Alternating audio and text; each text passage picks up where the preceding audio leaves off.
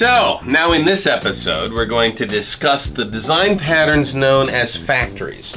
And then we're going to talk about the problem that the abstract factory pattern has when crossing the kinds of boundaries that we like to see in nice, clean system architectures.